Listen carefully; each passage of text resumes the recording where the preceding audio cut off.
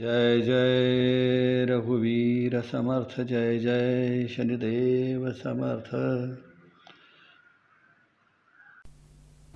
समर्थ रामदास स्वामी मनाला समजवत आहेत.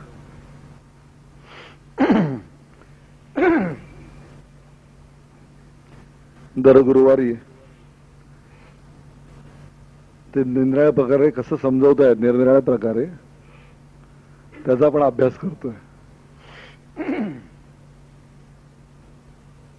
हट्टी, हूड, न ऐकणारा असा मुलगा असला की आईला त्याच्या मनधरणी करावी लागते. आईला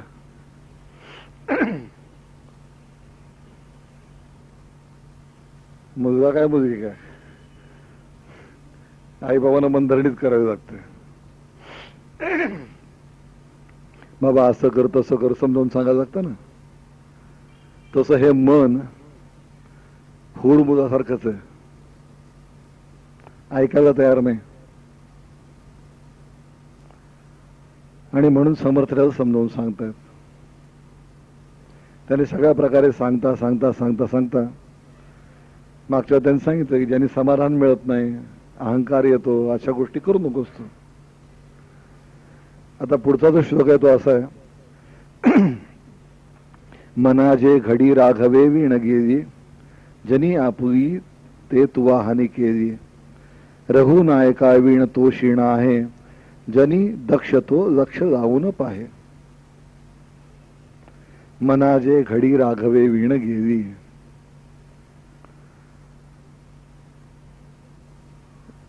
जो क्षण, जो तास, जो दिवस रामराया विना गेला तो फुकट, काय उपयोग नाही. संत सत्पुरुषांचं ठीक आहे हो, कोणी म्हणेल त्यांना काय नामस्मरणच करायचं असतं, दुसरं काय करायचं असतं. सामान्य माणसांची आर्ग्युमेंट अशीच असतं. त्यांना म्हटलं नामस्मरण करा तर ते म्हणणार बरोबर आहे. संतांची सत्पुरुषांची गोष्ट निराळी आहे, ते सगळं सोडून नामस्मरणच करतात. आम्हाला जबाबदारी आहेत, कर्तव्य आहेत, ते कोण करणार. सामान्य माणसाचं आर्ग्युमेंट हे असतं. समर्थांनी कर्तव्य सोडायला सांगितलं नाहीये. समर्थ असं म्हणाले नाहीत की कर्तव्य सोड आणि नामस्मरण कर, असं नाही म्हणाले. त्यांचं म्हणणं असं आहे की त्याचं अस्तित्व लक्षात असलं पाहिजे. परमेश्वराचं असणारं अस्तित्व हे लक्षात राहिलं पाहिजे. तुम्ही तुमची कामं करा, उद्योग करा, सगळं करा, पण त्याचं अस्तित्व हे तुमच्या लक्षात सतत असलं पाहिजे.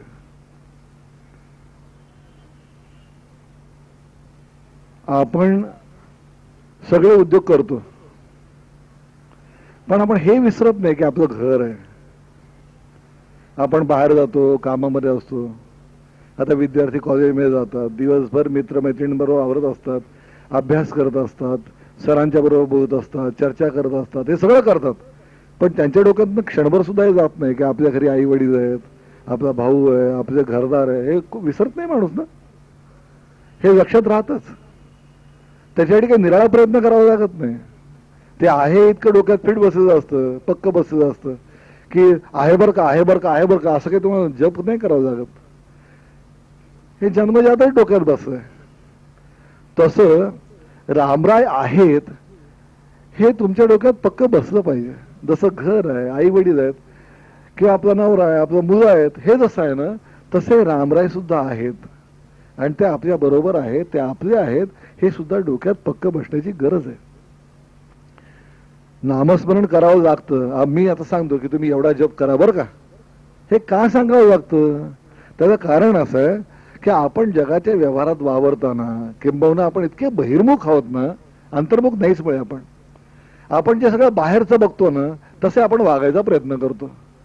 चांगलं वागणं म्हणजे काय, दुसरा कोणाला तरी लोक म्हणतात हा चांगला वागतो का, मग त्याला बघून आपण ठरवतो आपण असं वागायचं. आपण कधी जजमेंट, कधी विचार करतो का याचा की योग्य अयोग्य, आपल्याला योग्य काय दिसेल काय दिसणार नाही. साधारणतः बघा ना तुम्ही, कपड्यांची सुद्धा एक फॅशन येते की अशा पद्धतीचे कपडे फॅशन आता आली की ते आपल्याला शोभे नाही शोभे माणूस विचार पण करत नाही. बारा बारा बारा बारा तसे कपडे घेतात, घालायला सुरुवात करतात. ती फॅशन काही दुसरी आधी की तेही शोभे की नाही कोण बघत नाही, बारा बारा बारा बारा तसे कपडे घेऊन वापरायला सुरुवात करतात. आपण स्वतःचा कधी विचारच करत नाही. आपल्याला काय आवडेल, काय दिसेल, चांगलं काय असेल नसेल याचा आपण विचारच करत नाही. आपण फक्त एवढंच पाहतो, सगळे काय करतात ते आपण करायचं, आणि जे सगळं करतात ते आपण केलं की आपण चांगलं म्हणतो. खरं चांगलं काय ह्याचा आपण मनाला कधी प्रश्न विचारतो का? कधीच विचारत नाही. आपल्याला सांगितलं असतं की असं म्हणजे चांगलं, तसं म्हणजे चांगलं, एवढाच आपण विचार करतो. आपल्या बुद्धीचा आपण विचार वापरच कधी करत नाही. आपली बुद्धी म्हणजे एक इन्फॉर्मेशन आहे, इन्फॉर्मेशन, की जे आतापर्यंत ऐकलं, हे ऐकलं, ते ऐकलं, ते ऐकलं, तसं करायचं, एवढा फक्त आपण विचार करतो. त्याच्यावर चिंतन, मनन, निधिध्यास काही नसतो. आणि त्यामुळे होतं कसं की आपली स्वतःची मतं कधी निर्माणच होत नाहीत. म्हणून मी नेहमी सांगतो ना, कधी कधी लोक मला म्हणतात की तुकाराम महाराजांनी असं सांगितलं आहे, ज्ञानेश्वरांनी असं सांगितलं आहे. मी त्यांना म्हणतो ते ठीक आहे रे बाबा, ते ठीक आहे, ज्ञानेश्वरांनी सांगितलं, तुकारामांनी सांगितलं, समर्थांनी सांगितलं, तू काय सांगतो ते सांग.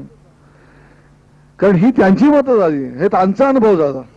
त्यांनी जे सांगितलं ना, हा त्यांचा अनुभव आहे, ते त्यांनी अनुभवलं आणि अनुभवून सांगितलं. आपण केव्हा सांगू शकतो की जेव्हा आपण ते स्वतः अनुभवतो. हे अनुभवण्याच्या गोष्टी आहेत, हे चर्चा करण्याच्या गोष्टी नाही आहेत. तुकाराम महाराजांनी जे सांगितलं, ज्ञानेश्वरांनी जे सांगितलं, समर्थांनी जे सांगितलं, हे प्रत्येकाने जे सांगितलं आहे ना, हे अनुभवण्याच्या गोष्टी आहेत. ह्याच्या चर्चा करण्याच्या गोष्टी नाहीत. हे काय वकिलासारखं नाही आहे की त्या कोर्टात असा निर्णय झाला, ह्या कोर्टात असा निर्णय झाला, ह्या कोर्टात असा निर्णय म्हणून ह्या कोर्टात असा निर्णय करा, असं नाही आहे. ते एव्हिडन्सेस द्यायचे नाही आहेत. काय आपण हे समजूनच घेत नाही की अध्यात्म हे अनुभवण्याचं शास्त्र आहे. अध्यात्म हे अनुभवणे शास्त्र आहे. हे चर्चा करण्याचं, विचार करण्याचं शास्त्र नाही, अनुभवणे शास्त्र आहे. हे ऐकायचं असतं आणि ऐकून ते आतमध्ये मुरवायचं असतं, आतमध्ये मुरवायचं असतं, ते आपल्याला भिनवायचं असतं. पण आपण ते भिनवतच नाही, आपण चर्चा करतो. आणि चर्चेचा परिणाम असा होतो की चर्चेने आपण शब्द गोळा करतो, अनुभव नाही गोळा करत. एखाद्या माणसं शक्य आहे की चुकून माझे प्रवचन ऐकून ऐकून एखादा माणूस प्रवचन पण करायला लागेल, करायला लागेल, काय हरकत आहे? कारण ऐकून ऐकून ऐकून तेच जर बोलायचं असेल तर शक्य आहे. पण त्याच्यामागे अनुभव असेल का, हा महत्वाचा मुद्दा. जर त्यामागे अनुभव असेल ना, तर त्या बोलण्याला एक अधिकार प्राप्त होतो. आणि हा अधिकार प्राप्त होणे जास्त गरजेचं आहे. आणि म्हणून हे केव्हा अधिकार प्राप्त होतो की जेव्हा त्याचं सतत स्मरण राहतं. परमेश्वराचं, रामरायाचं सतत चिंतन राहणं, सतत स्मरण राहणं हे जास्त गरजेचं आहे. आणि नामस्मरण का करायला सांगावं लागतं? मी जे मगाशी म्हटलं की नामस्मरण करा, हे सांगावं लागतं. का सांगावं लागतं? कारण आपण इतके बहिर्मुख आहोत, बाहेरच्या गोष्टीमध्ये इतके अडकून गेलो आहोत की आपल्याला आतमध्ये पाहायची गरजच वाटत नाही, बघतच नाही आपण. आणि त्यामुळे आपलं मन इतकं निगरगट्ट झालंय, इतकं बधीर झालंय की त्याच्यामध्ये सृजनशीलता राहिलीच नाही, त्याला संवेदनशीलता राहिली नाही. कित्येक वेळा आपण बघतो, पेपरमध्ये वाचतो, किती भयंकर भयंकर गोष्टी वाचतो आपण, पण त्या गोष्टी आपल्या लक्षात राहतात का? सकाळी वाचतो, 15 मिनिटं आपण विसरून पण जातो. का विसरून जातो? एखादी गोष्ट शेजारी पाजारी घडली सुद्धा गोष्ट, धक्कादायक गोष्ट आपण ऐकतो, 15 मिनिटात विसरून पण जातो. का विसरून जातो? त्याला कारण धक्के खाऊन, हे असं ऐकून पाहून पाहून आपण इतके बधीर झालो आहोत की आपल्यामध्ये काही परिणामच होत नाही. आपण असं विचार करतो, असंच आहे, चालायचं, सोडून द्यायचं, असा आपण विचार करतो. हे जे बधीर झालेलं मन आहे ना, ह्याला संवेदनाक्षम करण्याची गरज आहे. आणि संवेदनाक्षम करण्याकरता म्हणून नामस्मरण आहे. म्हणून मी मागच्या पण एकदा उदाहरण दिलं होतं की आईला बघितल्यानंतर भरून येतं, आईला बघितल्यानंतर भरून येतं, किंवा मुलाला बघितल्यानंतर आईला भरून येतं. हे काही कुठच्या शाळेत शिकवलं जात नाही, किंवा सांगितलं जात नाही भरून यायचं असतं बरं का, असं कोण सांगत नाही. हे आपोआप होतं, आपोआप होतं. परीक्षेत चांगलं यश मिळालं की डोळ्यातून आनंदाश्री येतात. हे कोण शिकवतं? रडायचं असतं बरं का, असं कोण शिकवत नाही, शिकवत कोणी. किंवा समजा ओरडलो कोणी, अपमान झाला, तर चेहरा पटकन पडतो, वाईट वाटतं आणि दुःख होतं आणि माणूस रडतो. हे कोण शिकवतं का? हे शिकवत नाही. हे निसर्गतः येतं, आपोआप येतं. तसं परमेश्वराचं स्मरण, परमेश्वराचं प्रेम सुद्धा आपोआप यायला पाहिजे. पण हे आपोआप येत नाही. त्याला कारण का? कारण सहवास नाही म्हणून. आईचं प्रेम कळतं, वडिलांचं प्रेम कळतं, बायकोचं प्रेम कळतं, नवऱ्याचं कळतं, मुलांचं कळतं, का सहवास आहे म्हणून. पण परमेश्वराचं प्रेम कळत नाही का, कारण सहवास नाही म्हणून.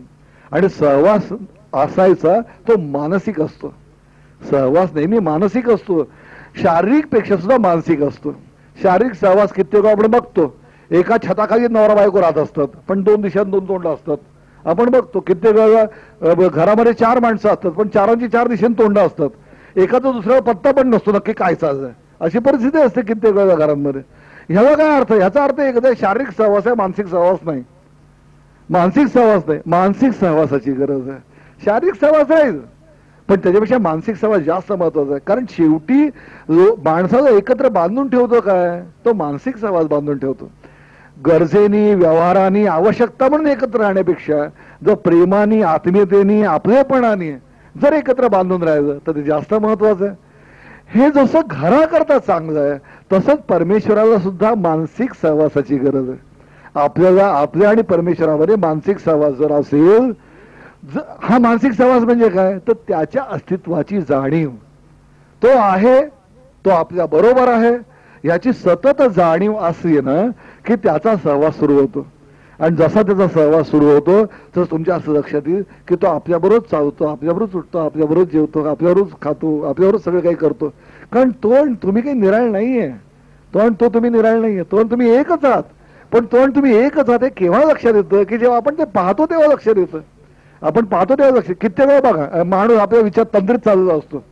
माझं होतं कधी कधी, मी आता तंद्रीत चाललेलो असतो आणि जाता तर शर्टात एखादं बटनच उघडं असतं, उघडं असतं. तास 2 तास कळत नाही, कोणतरी सांगतो हो बटन उघडा बरं का, तेव्हा कळतं अरे आहे वाटतं. कित्येक वेळा परिस्थिती अशी असते की माणसानं असं चष्मा असतो ना, हा असा करून ठेवलेला असतो वरती, आणि तो अख्ख्या घरभर शोधत असतो चष्मा कुठे, चष्मा कुठे, चष्मा कुठे, चष्मा कुठे. तर कोणतरी त्याला तुमच्या डोक्यावरतीच आहे म्हणून सांगतो. बरोबर. म्हणजे ह्याचा अर्थ काय की तुम्हाला जर समजा समजून घ्यायचं असेल, तुम्हाला जर समजून घ्यायचं असेल तर तुमचं लक्ष असलं पाहिजे, तुम्ही कॉन्शियस असला पाहिजे. तुम्ही कॉन्शियस असलात ना तर तुम्हाला योग्य ते कळणार आहे. तुम्ही कॉन्शियस नसलात तर योग्य कळणारच नाही. तुम्ही जागरूक असला पाहिजेत. आणि जागरूक जो असतो ना त्याला योग्य अयोग्याचं भान असतं. जो जागरूक असतो तेव्हा योग्य आणि अयोग्याचं भान असतं. जागरूक असतो ना तेव्हा सहवास असतो. जो जागरूकच नसतो तेव्हा सहवासाचा प्रश्नच कुठे येतो. कोमामध्ये एखादा माणूस होता, आपण कित्येक पेशंट बघतो कोमात असतात, वर्षानुवर्ष कोमात असतात, त्यांना आजूबाजूला कोण आला गेला कळत पण नाही. हे आपण त्यांना हसतो, आपण म्हणतो काय बघा कोमात आहे, काय कळतच नाही. आपण त्याच्यापेक्षा जास्त कोमात आहोत. आपल्या कुठे किती गोष्टी कळतच नाही आपल्या कित्येक गोष्टी. आपण आपल्या तंद्रीतच सगळं काय वावरत असतो, आपण आपल्या तंद्रीत वावरत असतो, आपल्या तंद्रीत चालत असतं. आणि हे तंद्रीत वावरत असताना आपल्याला माहितही नसतं की आपल्या आतमध्ये एक आत्माराम बसलाय आणि तो आपली चिंता करतोय. आपल्याला कुठे माहित असतं, आपल्याला माहितही नसतं. म्हणून मी तुम्हाला मागच्या एकदा बोललो असेल मला वाटतं की सूर्य रोज उगवतो, रोज मावळतो, त्या उजेडात आपण सगळं काही दिवसभर वावरत असतो, वावरतो की नाही. पण किती वेळा सूर्याकडे बघतो आपण, आपल्याला माहित तरी असतं. सकाळी उठल्यापासून संध्याकाळपर्यंत एकदा तरी आपण वर सूर्याकडे बघितलं असतं का? बघत पण नाही आपण. तो उगवतो, मावळतो, तो दुसऱ्या दिवशी परत उगवतो, मावळतो, त्याच्यावर आपला सगळा दिवस चाललाय, रात्र चालली, सगळं चाललंय त्याच्यावरती. पण कधी असं होतं का की आपण जाता आता सहज बघितलं आहे का सूर्यावरती? बघतो नाही बघत आपण, कारण तो आहे आपल्या डोक्यात आहे, त्याच्याकडे आपलं लक्ष पण नसतं. ही प्रत्यक्ष दिसणाऱ्या सूर्याची अवस्था, न दिसणाऱ्या आत्म्याची अवस्था काय असणार? त्याच्याकडे लक्षच नसतं. आणि त्याच्याकडे लक्ष नसतं त्यामुळे सहवास नसतो. ज्याच्याकडे लक्ष आहे त्याच्याकडे सहवास असतो. कारण का, एखाद्या वेळा आपण एकदा मान्य केलं, ऍक्सेप्ट केलं की आपोआपच आपण त्याचा विचार करतो. आपण घरात सुखी का असतो? घरात सुखी का असतो? आणि सुखी घर कशाला म्हणतात? तर जिथं एकमेकांचा विचार केला जातो, एकमेकांच्या सुखदुःखाचा विचार केला जातो, गरजांचा विचार केला जातो, एकमेकांना काय बरं वाटेल काय बरं वाटणार नाही याचा विचार केला जातो. आणि जे बरं वाटेल तसं वागलं जातं, वाटणार नाही तसं वागलं जात नाही, म्हणून घर सुखी होतं ना. मग जर तुम्हाला जर तुमचं आयुष्य सुखी करायचं असेल तर तुमच्या आत्मारामाला काय बरं वाटेल काय बरं वाटणार नाही विचारायची आपली जबाबदारी नाही. आपली जबाबदारी आहे, पण आपण विचारतच नाही, कारण तो आहे आपल्या डोक्यात कुठं आहे. तर ज्या दिवशी आपल्या डोक्यात पक्क बसेल की तो आहे, तो जेव्हा आहे तुमच्या डोक्यात बसेल तेव्हा मग तुम्ही विचार कराल की त्याला काय आवडतं. आणि जेव्हा तुम्ही त्याला काय आवडतं याचा विचार करायला सुरुवात कराल तेव्हा तुम्हाला मानसिक समाधान आणि आनंद मिळू शकेल. आनंद बाहेरून येत नाही, आनंद बाहेरून येत नाही. म्हणून मागे मी तुम्हाला बोललो की करोडपती माणसं सुद्धा सत्ता सत्ता हातात असणारी करोडपती असणारी माणसं सुद्धा साधू संतांच्या पायाशी जातात, की ज्यांच्या हातात फक्त भिक्षेचा कटोरा असतो, पण त्यांच्या पायाशी जातात का?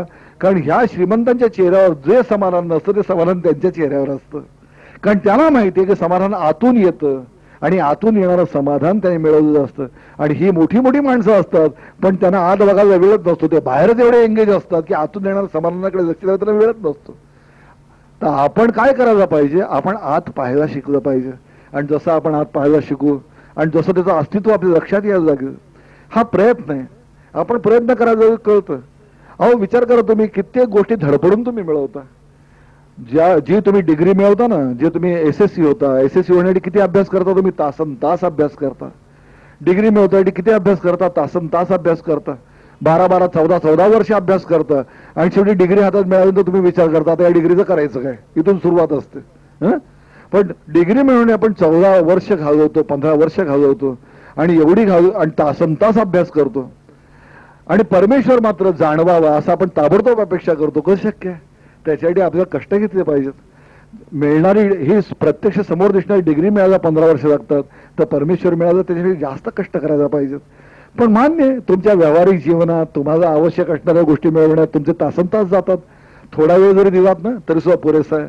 पण तो थोडा वेळ मात्र फक्त त्याला द्या, त्याच्याकरता द्या.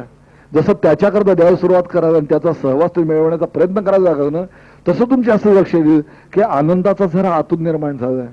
तुमचे असं लक्ष देईल की परिपूर्णता आतून येते, सुख आतून येत आहे, हे तुमच्या लक्षात यायला लागेल. आणि ते लक्षात यायला लागलं ना की बाहेरचा दुःख, बाहेरचा मनस्ताप हे सगळं हळूहळू कमी व्हायला लागेल.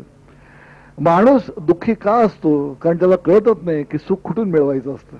जसं सुख कुठून मिळवायचं कळायला लागेल ना, तसं बाहेरचं दुःख जाणवणं असं व्हायला लागेल. आणि म्हणूनच त्यासाठी काय करायला पाहिजे? म्हणून म्हणतं की सहवास पाहिजे. आणि तो सहवास हा चिंतनाने मिळतो, सतत स्मरणाने मिळतो. तुम्ही देवासमोर बसलात, तासनतास बसलात, तर देव सुद्धा म्हणेल अरे किती तास बसलास बाबा, तुला काही कर्तव्यकर्म नाही का?